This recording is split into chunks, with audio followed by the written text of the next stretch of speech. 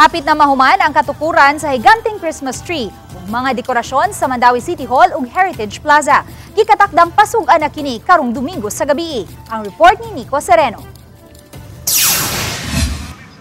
Busy na kaayo og pinaspasay ang pagtrabaho sa Christmas tree display sa Mandawi City. Full force ang mga personnel sa Department of General Services aron mahuman ang trabahoon. Giban-aba ng mga 95% na nga natapos ang ilang pagtrabaho ug mga finishing touches na lang ang kuwang. Sama sa naandan, highlight ang higanting Christmas tree nga moabot sa 15 metros ang gitason. Ang nakalahi sa disenyo karong tuiga kay ang ilawom nga parte sa tree mamahimong kasudlan sa mga tao kay nagsilbi kini nga maoy Santa's house. Mura na lang ni kuan amo ba finalization na lang ni humanamig testing tanan, so installation na lang gid sa kuan tanang mga decors.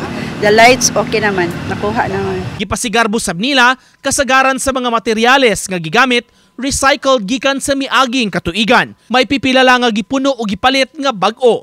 Karong tuiga, Christmas Village theme ang buot nilang ipakita. Mura siya balay kay tangan mo bintana, so mo na siya in a way mura siya kanang a village within the Christmas tree. Sa Disyembre 1 sa gabi, himuon ang pagpasiga sa Christmas tree og display sa Heritage Plaza. Libre kini nga masud-ungan sa mga Mandawihanon ug mga bisita. Ma-offer sa City of Mandawi for everyone. Not only Mandawihanons but those who want to visit Mandawi, mga kwan sa dina. Mura gini among mahatag nga kuan. Pinaskuhan. Uban ni Godfrey Relien, Nico Sereno, Balitang Bisdak.